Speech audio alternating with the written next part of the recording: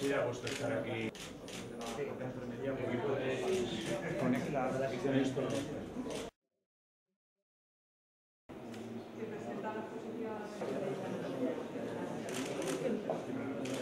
Con una definición,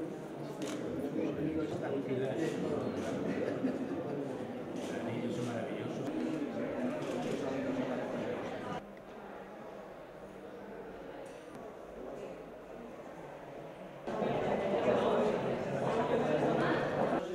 Para trauma.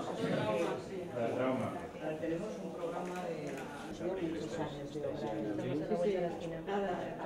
Pero claro, había mucho. Que próximamente entrarán en servicio. Nosotros hemos considerado siempre que la salud en Aragón tenía que ser una prioridad. Y así lo hemos demostrado en estos años de intenso trabajo.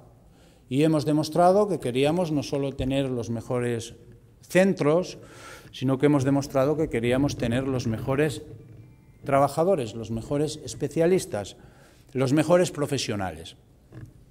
Con buenos hospitales y con buenos centros de salud se hace, sin duda, se atiende mejor a la gente.